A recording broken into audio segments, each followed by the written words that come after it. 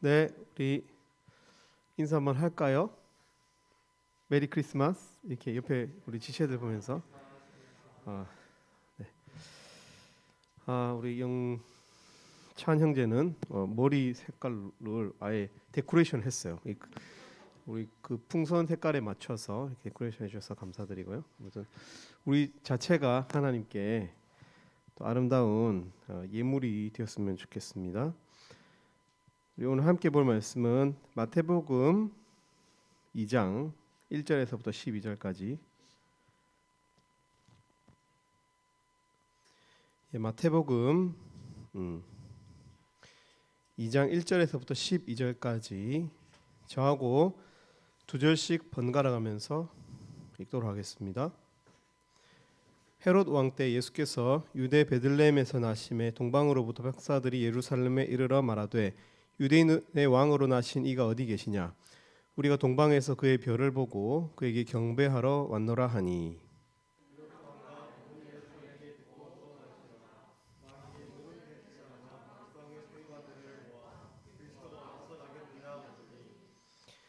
이르되 유대 베들레헴이오니 이는 선지자로 이렇게 기록된 바 또 유대 땅 베들레헴아 너는 유대 고을 중에서 가장 작지 아니하도다. 내게서 한 다스리는 자가 나와서 내 백성 이스라엘의 목자가 되리라 하였음이니이다.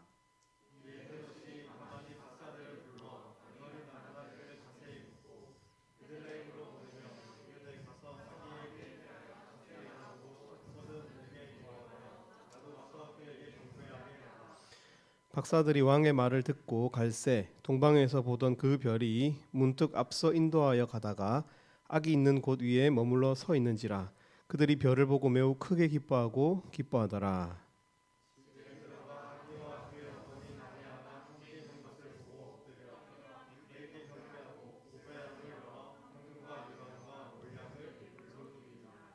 그들은 꿈에 헤롯에게로 돌아가지 말라 지시하심을 받아 다른 길로 고우에 돌아가니라.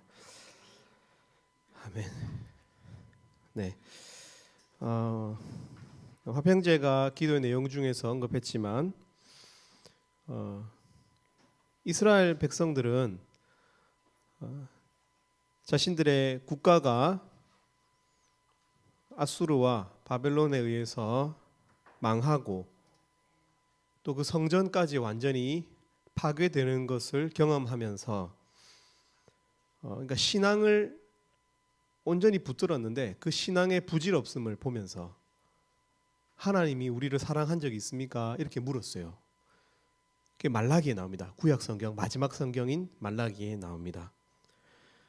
근데 물론 하나님께서 그 성경 내용 안에서도 내가 너희를 어떻게 사랑하였는지 하면서 말씀하셨는데 바로 말라기 다음 성경인 마태복음에 하나님께서는 하나님과 동일 본체이신 하나님과 조금도 다름이 없는 아들 하나님 예수님을 이 땅에 육신으로 보내주셨습니다. 그러니까 이 땅에 오신 예수님은 그냥 오신 것이 아니죠, 그죠? 모든 성경 복음서는 예수님께서 십자가에서 죽으시기 위해서 왔다는 것을 아주 충성스럽게 기록을 하고 있습니다. 이 땅에 제물로 오신 것이죠. 제물로. 구약에 있는 많은 사람들이 번거롭게 또 많은 재산을 써가면서 피를 묻혀가면서 피비린내가 진동하는 그 제물을 들여가면서 하나님께 겨우 예배했는데 하나님께서 단번에 그의 아들을 잡으신 거예요. 짐승 잡듯이 잡아서 예배가 예배되게 하시기 위해서 아들을 보내신 것입니다. 우리가 오늘 성탄 촛불에서 드릴 수 있는 하나님께 예배할 수 있는 한 가지 조건은 하나님 편에서 오는 겁니다. 하나님이 우리에게 제시하신 것입니다. 그의 아들을 주신 것입니다. 얼마나 이것이 하나님 앞에서 우리가 찬양할 일이고 얼마나 경배할 일입니까? 적어도 약간의 정이 있고 우리가 인간으로서 약간의 의로움이 있다면 와 상대방이 이렇게까지 했는데 내가 우리 이런 심리 있잖아요. 도저히 미안해서 내가 가만히 있을 수가 없다. 우리 이런 심리 있거든요. 이걸 인지상정이라고 그럽니다. 하나님의 형상. 사람이라면 반드시 느끼는 감정이라는 뜻이에요. 그죠? 경배해야 마땅한 일인 거예요, 사실은.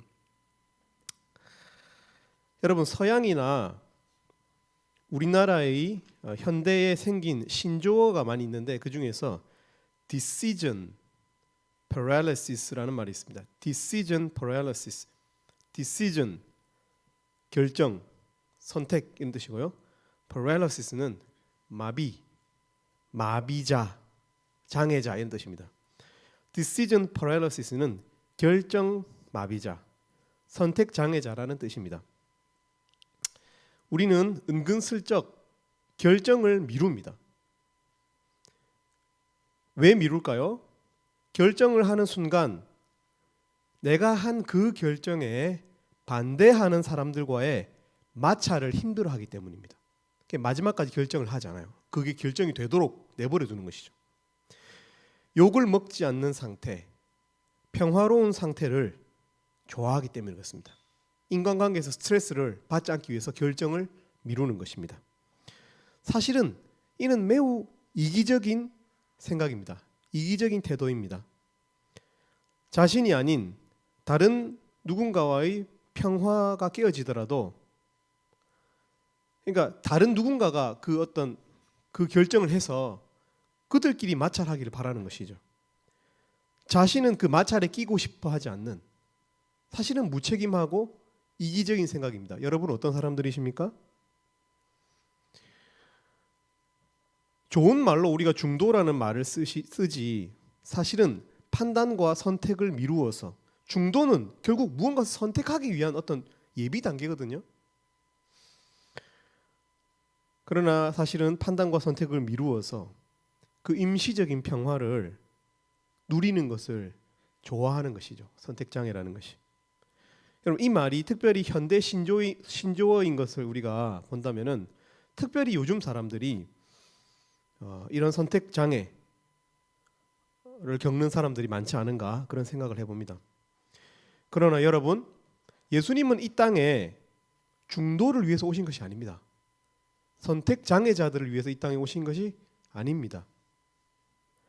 예수님은 분명히 그를 찬성하거나 그를 반대하게 하기 위해서 오신 것입니다. 마태복음 10장 32에서 35절에 보면 누구든지 사람 앞에서 나를 시인하면 나도 하늘에 계신 내 아버지 앞에서 그를 시인할 것이요. 누구든지 사람 앞에서, 보세요. 포인트는 사람 앞에서예요. 여러 사람, 마찰을 힘들어하는 사람이라면 어려운 상황입니다. 시인하거나 부인하는 것이. 누구든지 사람 앞에서 나를 부인하면 나도 하늘에 계신 내 아버지 앞에서 그를 부인하리라. 시인하든가 부인하든가 찬성하든가 반대하든가. 내가 세상에 화평을 주러 온 줄로 생각하지 말라. 화평이 아니요 검을 주러 왔노라. 내가 온 것은 사람이 그 아버지와 딸이 어머니와 며느리가 시어머니와 불화하게 하려 함이니. 여러분, 선택을 하지 않기 때문에, 선택을 미루기 때문에 우리는 잠깐 평화를 누립니다. 화평을 누립니다. 그러나 예수님은 그런 화평을 주기 위해서 온 것이 아니라 검을 주러 왔다라고 말씀하고 있습니다. 확실한 선택, 그분을 따르거나 따르지 않거나 하는 판단을 하게 하신다고 말씀하십니다. 그를 시인하거나 부인하는 선택을 해야 합니다. 그래서 그분을 시인할 때 어떤 일이 벌어지죠? 그것을 시인하지 않는 사람들과의 마찰이 생긴다는 뜻이에요. 그래서 심지어 그 반대자가 가족일지라도, 그죠? 아까 말씀해 보면은 아버지가 아들이, 또 딸이 어머니와 며느리와 시어머니가 정말 불화해서는 안 되는 가족일지라도 그 둘 사이에 칼이 손에 쥐어진다는 뜻이에요. 서로 마찰이 생긴다는. 여러분 솔직히 어떻습니까? 이 말씀이 너무 정확하게 선택 장애자들을 저격하고 있지 않습니까? 사실은. 여러분은 예수님 앞에서 어떤 태도로 살아가고 계십니까? 예수님은 그렇게 분명한 정체성을 가지고 이 땅에 오셨습니다. 그분을 중심으로 양과 염소와 알곡과 가라지가 갈라진다라고 성경은 반복해서 말하고 있습니다. 예수님이 다시 오실 때 복음을 받아들일지, 여러분 예수님께서 다시 이 땅에 오실 것인데 그때 복음을 받아들일지 말지 결정하는 시간이 아니에요. 예수님께서 이 땅에 오시면 그 시간은 선택 장애자들이 평화를 누리는 시간이 아니에요. 예수님이 이 땅에 오시면 끝이에요. 끝. 그 전에 이미 복음 앞에서, 예수님 앞에서 자신의 삶의 태도를 결정한 그리스도인들, 그 사람들이 그날은 평화를 누려요. 평화를 누리려고 하다가 마지막 순간이 오면 그 모든 평화는 물거품이 돼요. 아무 의미 없는 최악의 마찰이 생긴다는 거예요. 하늘에 들려 올라가거나 들려 올림을 받지 못하거나. 최근에 저는 장례를 치루었습니다. 저희 장인께서 파킨슨 병으로 몸이 쇠약해져 가셨어요. 파킨슨 병은 점점 근육이 마비되는 그런 병입니다. 결국 마비되는 게 사지에서부터 혀 이런 데 마비되다가 나중에는 심장과 호흡기까지 마비돼요. 심부전으로 돌아가시게 돼요. 결국에는. 마지막 순간은 장인이 의식이 없으셨어요. 그러나 그는 이미 전에 예수님에 대한 자신의 스탠스를 결정하셨어요. 시인하기로, 그를 주로 고백하기로, 경배하기로, 적대시하지 않고 경배하기로 선택하셨어요. 확실히 예수님을 영접하셨어요.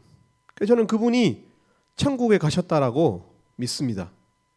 그분은 근육 마비 장애를 겪으셨지만 천만다행으로 복음 선택 장애를 겪지 않으셨어요.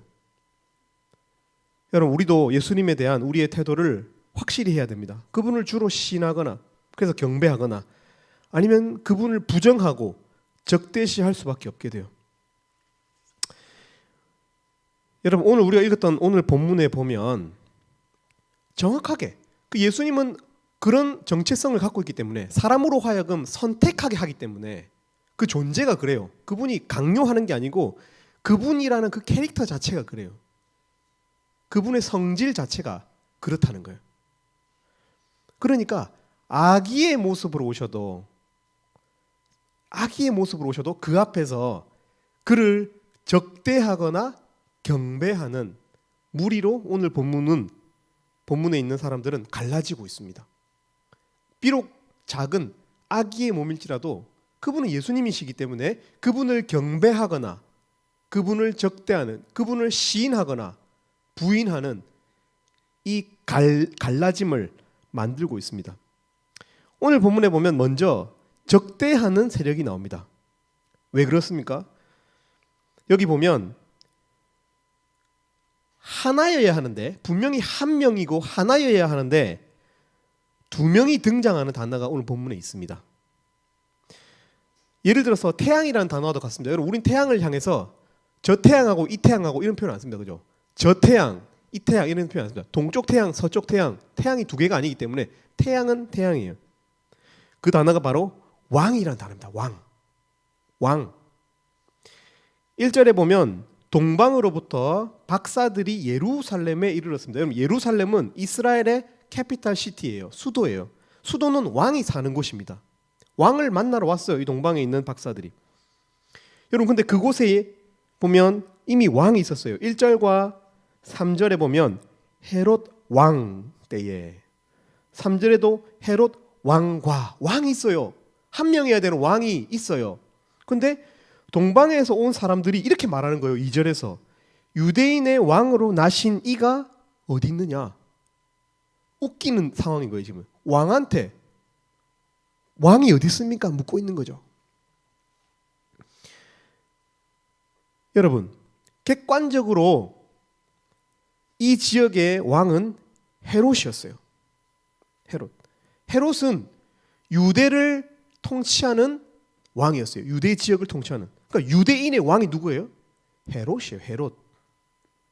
근데 동방 박사들은 이방에서 왔기 때문에, 동쪽에서 온 외국인들이기 때문에 아주, 왜 영어로 쓰는 사람들이 보면 되게 중립적으로 한국말 쓰잖아요. 김치 매워요, 뭐 맛 없어요. 이렇게 되게 중립적인 말을 쓰잖아요.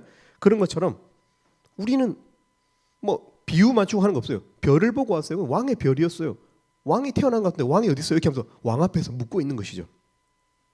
중립적인, 객관적인 지식을 바탕으로 중립적인 언어 구사를 하고 있어요. 이 동방 박사들이. 헤롯 왕 앞에서 유대인으로 왕 유대인의 왕으로 나신 이가 어디 계시냐 이렇게 묻고 있습니다. 여러분, 그러니 이 동방박사들의 말은 헤롯 왕과 새로 나신 유대인의 왕 사이에 대립을 야기하고 있습니다. 실제로 3절에 헤롯과 온 예루살렘이 듣고 소동했다라고 성경에 기록했습니다. 근데 이것을 영어로 보면은 아주 부정적인 뉘앙스가 물씬 풍깁니다. 기뻐서 흥분하는 소동이 아니에요. 이것은 너무 즐겁다 잔치를 하자는 것이 아니에요. NIV 성경에 When King Herod heard this, he was disturbed. disturb라는 말은 불안하게 하다, 심기를 건드린다, 방해하다 뭐 이런 뜻이에요. 부정적인 단어입니다. 근데 그가 he was disturbed, 이 소식 듣고 disturbed 했다는 거예요. 그리고 all Jerusalem with him, 모든 예루살렘도 그 불편한 심기를 같이 겪고 있다, 이렇게 성경을 쓰고 있는 것입니다. 그렇죠. 예루살렘은 헤롯 왕뿐만 아니라 헤롯 왕에게 줄을 선 정치 세력이 많은 곳이거든요. 줄을 서서 로얄 계급을 형성한 기득권, 사회적 기득권을 형성한 많은 사람들이 예루살렘에 있거든요. 이 사람들이 듣고 심기가 불편해지는 것이죠. 내가 지금까지 헤롯한테 쓴 돈이 얼마인데, 이렇게 되는 것입니다. 여러분. 그들은 불안하고 스트레스를 겪고 있는 것입니다. 여러분, 실제로 헤롯은요, 이 왕을 죽이려고 했어요. 13절, 우리가 읽지 않았지만 13절에 보면 헤롯이 아기를 찾아 죽이려 하니 이렇게 기록되어 있습니다. 여러분, 헤롯은 왕입니다. 맞아요. 근데 여러분, 예수님도 왕이에요. 여러분, 이 경우 선택 장애자들이 설 자리는 없습니다. 왕은 하나여야 돼요. 여러분, 우리도 우리 인생의 왕들이 아닙니까? 인생의 선택의 모든 주권을 다 지고 삶의 편안한 모든 편리를, 모든 돈을 나를 위해서 쓰고 모든 관계를 나 중심으로 줄을 세우고, 왕들이 하는 행동이에요. 왕들이. 왕은 그래서 순종이란 단어를 몰라요. 경배라는 단어는 왕에게 어울리지 않거든요. 내가 왕인 사람은 순종할 수 없어요. 내가 왕인 사람은 경배할 수 없어요. 시간의 11조, 물질의 11조, 태도의 11조를 드릴 수 없다는 거예요. 왕들은. 자기가 받는 사람이죠. 자기 자신에게 바치는, 자기가 자기 자신에게 바쳐요. 여러분, 예수님 앞에서 그가 비록 악이일지라도 경배하거나 적대하거나 결정할 수밖에 없다는 거예요. 성격이 같아요. 그분은 우리 앞에서 그분이 왕이라는 거예요. 주권을 갖고 있어요. 절대적 주권을 갖고 있어요. 이 우주의 통치자거든요. 그러니까 나도 통치자인데, 둘 중에 하나는 머리를 숙여야 되는 거죠. 그러니까 적대하거나 경배해야 되는 거예요. 여러분은 어떤 선택을 하실랍니까? 메리 크리스마스에 여러분 어떤 선택을 하실랍니까? 사랑하는 우리 형제 자매 여러분, 그분은 역사상 수많은 왕들과 같은 왕이 아니에요. 그분은 믿고 따라도 돼요. 사랑해도 돼요. 마음껏 사랑해도 돼요. 그분은 부정을, 자기 자신을 위해서 부정을 이렇게 축제하지 않으세요. 부정을 저지르지 않으신다고. 그분은 사랑이 많으세요. 여러분, 이 성탄절에 특별히 왕이신 예수를 만나기를 바랍니다. 왕인 여러분들이요, 인생의 주권자들, 인생의 왕들인 여러분들이요, 이 시간 우리가 왕이신 예수님을 만날 수 있기를 바랍니다. 그래서 결정하실 수 있기를 바랍니다. 예수를 죽이려 하든가, 내 인생에서 지우려 하든가, 아니면 그분 앞에 엎드리든가, 그래서 왕노릇 하든가, 아니면 여러분 인생에 잊혀졌던 순종이란 단어, 경배란 단어를 되찾던가 결정하는 성탄절이 되시기를 바랍니다. 이렇게 적대시하는 세력이 있는데 그를 주로 고백하는 세력도 있어요. 경배하는 세력이 있다고요. 오늘 보면 동방에서 박사들이 예루살렘에 이르렀습니다. 2절에 보면 이들은 동방에서 그의 별을 보고 그에게 경배하러 왔다고 말하고 있습니다. 이를 통해서 알 수 있는 바는 그가 천체를 연구하는 사람들이라는 것입니다. 우리는 이 별을 보고 따라간다는 것이 아주 무식하게 보일 수 있지만 당시로서는 이것이 아주 고급 학문이었습니다, 여러분. 그러니까 우리는 그냥 동방박사가 연극의 소재로 쓰이는 어떤 그런 데코레이션의 소재로 쓰이는 어떤 그런 사람들 이렇게 생각할 수 있지만 그렇지 않아요. 매우 그 당시에 지식인들이라는 거예요. 이 사람 지식인들이에요. 동방에서 온 박사들, 별을 보고 별을 연구하고 별의 흔적을 따르는 사람들. 하나님은 왜냐하면 그 당시에는 별을 통해서 사람들에게 하나님의 뜻을 전달하셨을 가능성도 있으니까요. 지금이 하나님께서 아인슈타인이라든지 여러 그죠? 양자역학이라든지 그런 것들 통해서 이 지식인들을 이끌고 가고 계시잖아요. 난 하나님의 뜻이라고 생각하거든요. 그 당시에는 이 점성술사들, 이 천문학자들을 하나님 쓰셨다고요. 지식인으로. 당시 최고의 석학은 천문학자들이었습니다. 여러분 근데 동방이라고 기록됩니다. 동방은 어떤 곳일까요? 이때가 우리나라로 보면은 삼국시대입니다. 고구려 백제 신라. 그래서 어떤 학자들은 이 동방이 신라라고까지 주장해요. 근데 이건 좀 억측이에요. 제가 보기에는 이것은 조금 동의하기가 어려워요. 여러 가지로 이게 고민이 많이 되는 주장이고요. 가장 안전한 해석이 있습니다. 가장 안전한 해석은 이 동방을 유대로부터 남동 쪽에 위치한 메소포타미아 지역의 지식인들로 보는 거예요. 제일 유력합니다. 왜냐하면 이들이 선물로 드린 황금, 유향, 모략의 문화권도 당시 동방으로 불리는 메소포타미아고 동방이라는 이 지명을 쓰고 있기 때문에, 그리고 이 지역은 오랫동안 아수르, 바벨론, 페르시아와 같은 강대국들이, 강대국에는 지식인들이 많잖아요. 그러니까 지식인들이 많이 사는 동네거든요. 동방이. 이곳에서 왔다는 거예요. 여러분, 그렇다면 이 동방 박사들은 매우 특별해져요. 왜 그렇죠? 남유다와 북이스라엘이 어디에 멸망했습니까? 아수르와 바벨론에 멸망했습니다. 바벨론과 아수르에 멸망했거든요. 자기들이 오랫동안 식민 통치하던 얕잡아 보던 동네입니다. 유대는. 근데 별의 움직임만 보고 심상치 않은 일이 벌어졌다. 유대 땅에서 이렇게 생각하고 오는 거예요. 여러분, 지식인들은 지식인에게 무릎을 잘 꿇지 않습니다. 지식은 사람을 교만하게 만들어요. 여러분, 이들은 지식인입니다. 이 사실이 매우 중요합니다. 왕권을 가진 사람도 예수님과 부딪히지만 지식쟁이들도 예수님과 부딪혀요. 지식이 많으면 예수님과 부딪힌다고요. 여러분, 지식인들이 예수님을 우습게 보는 경향이 있어요. 그 많은 지식으로.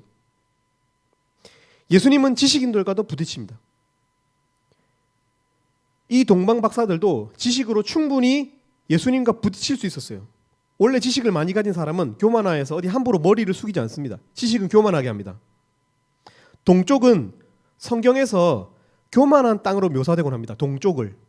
창세기 3장에 보면 지적 교만이라는 동기로 타락한 사람이 있잖아요. 아담과 하와죠. 그죠? 지적 교만, 사탄이 시험한 그 지적 교만으로 타락한 이 아담이 어디로 쫓겨갑니까?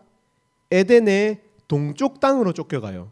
그래서 창세기 3장 24절에 보면 하나님이 에덴 동산 동쪽에 불칼을 두어서 경계를 형성하십니다. 동쪽으로 쫓겨났어요. 아담.